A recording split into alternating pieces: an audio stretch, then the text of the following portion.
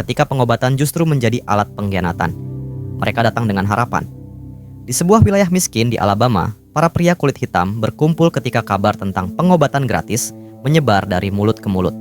Bagi mereka yang hidup dalam kemiskinan, kesempatan untuk mendapatkan perawatan medis tanpa biaya adalah sesuatu yang hampir mustahil.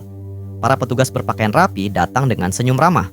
Mereka menjanjikan pemeriksaan kesehatan, makanan hangat, dan bahkan jaminan biaya pemakaman jika sesuatu terjadi. Semuanya terdengar terlalu baik untuk ditolak, dan memang mereka tidak menolak. Namun tidak satupun dari mereka diberitahu kebenaran. Para pria itu sebenarnya menderita sifilis, penyakit yang perlahan merusak tubuh, dimulai dari luka kecil, lalu menyerang organ, saraf, hingga akhirnya menghancurkan otak. Tapi mereka tidak pernah diberi diagnosis yang jelas. Mereka hanya diberi istilah samar, bad blood. Ketika penelitian dimulai pada tahun 1932, mungkin sebagian orang masih bisa beralasan bahwa pengobatan belum sempurna. Tapi waktu terus berjalan, dan dunia berubah. Pada tahun 1940-an, penisilin ditemukan sebagai obat yang efektif. Penyakit itu kini bisa disembuhkan. Harapan nyata akhirnya ada. Namun bagi para pria Tuskegee, harapan itu sengaja dijauhkan. Para dokter, ilmuwan, dan pejabat memilih untuk tidak memberikan obat. Mereka ingin melihat bagaimana sifilis berkembang secara alami. Mereka ingin menyaksikan penderitaan itu sampai akhir. Surat-surat dikirim agar para peserta tidak mencari pengobatan di tempat lain. Mereka diawasi, dikendalikan, dijaga tetap dalam ketidaktahuan.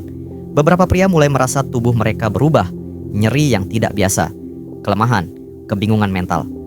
Tapi setiap kali mereka datang untuk perawatan, mereka hanya diberi pil kosong atau prosedur yang tidak berarti. Istri mereka ikut terinfeksi. Anak-anak mereka lahir dengan kondisi bawaan. Generasi yang bahkan tidak tahu apa yang terjadi, ikut menanggung akibatnya. Yang paling menghantui bukan hanya kematian, tetapi kepercayaan yang dikhianati. Mereka percaya pada sistem, mereka percaya pada dokter, dan sistem itu memilih untuk membiarkan mereka mati. Ketika skandal ini akhirnya terungkap pada tahun 1972, dunia terguncang.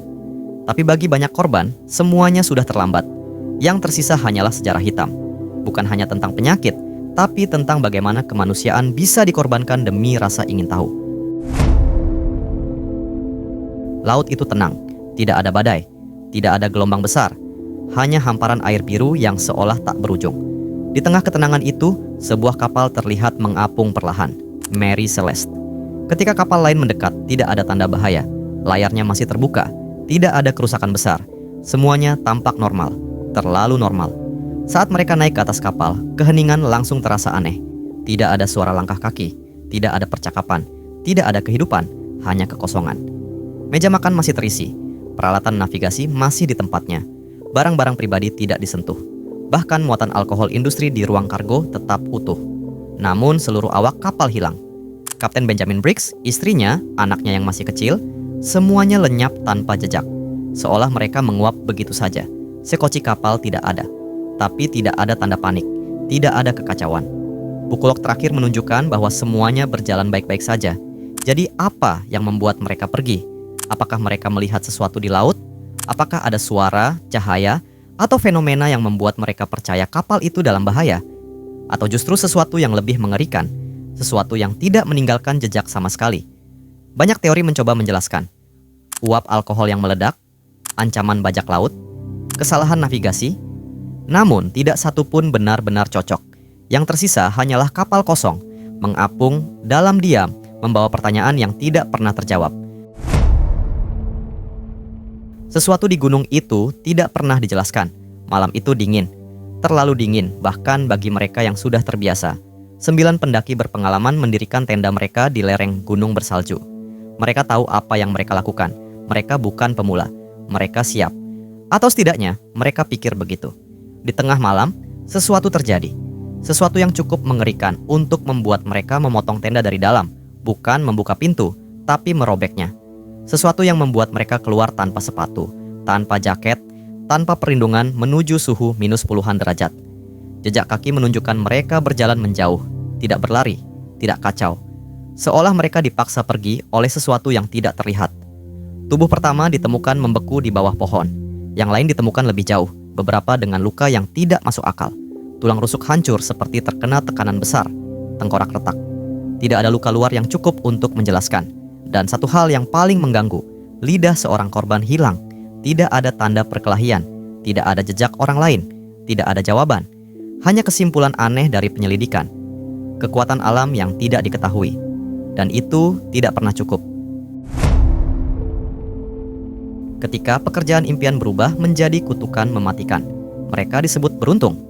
Di awal abad ke-20, bekerja di pabrik adalah impian banyak wanita muda.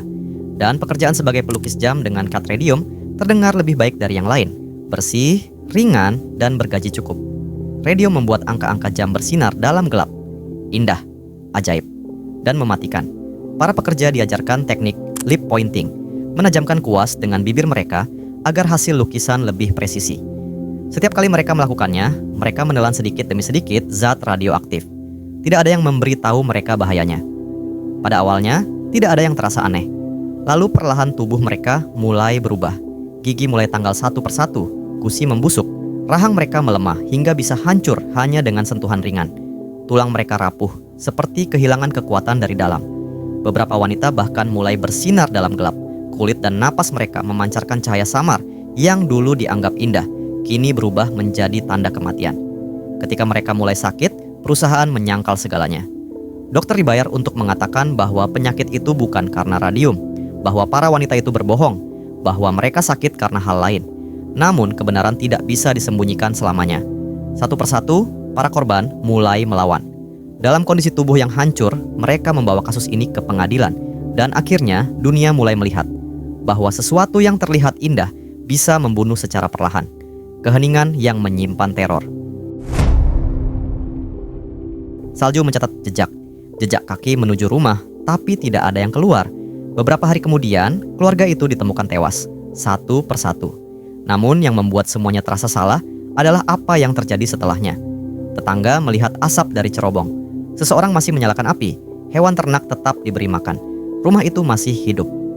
Diduga pelaku tinggal di sana, makan, tidur, bersama mayat, berhari-hari, tanpa tertangkap, tanpa diketahui siapa. Dan hingga hari ini, tidak pernah ada jawaban pasti. Seorang wanita tanpa masa lalu, tubuhnya ditemukan hangus. Di sekitarnya, barang-barang yang sengaja disamarkan, label pakaian dipotong, identitas dihapus. Namun, penyelidikan justru membuka lebih banyak misteri. Ia menggunakan banyak nama, berpindah negara, selalu berhati-hati. Saksi mengatakan ia sering tampak gelisah, seperti seseorang yang selalu diawasi. Apakah dia mata-mata, atau seseorang yang mencoba melarikan diri dari sesuatu yang lebih besar? Tidak ada yang tahu, dan mungkin memang tidak pernah akan tahu. Ketika seluruh awak ditemukan tewas dengan wajah membeku ketakutan. Pesan itu singkat. Sebuah sinyal darurat diterima oleh kapal-kapal di sekitar Selat Malaka. Suaranya terputus-putus, lemah, tapi cukup jelas untuk membuat siapapun merinding. Semua perwira termasuk kapten telah mati. Beberapa detik hening, lalu pesan terakhir masuk. Aku mati. Setelah itu, tidak ada lagi suara.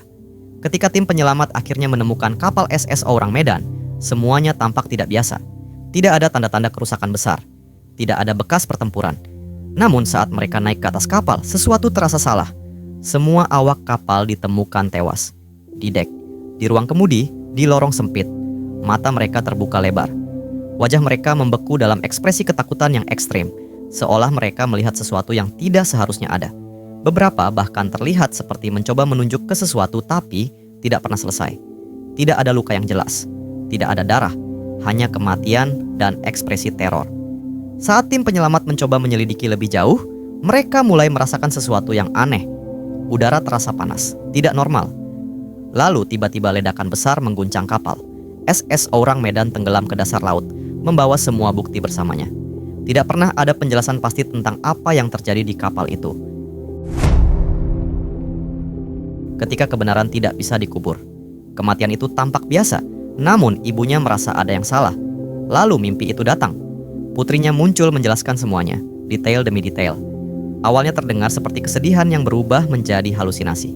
Namun sang ibu bersikeras. Dan ketika tubuh diperiksa ulang, semua cocok. Leher patah. Bukti kekerasan. Suami yang tampak sempurna ternyata pembunuhnya. Kasus itu menjadi aneh.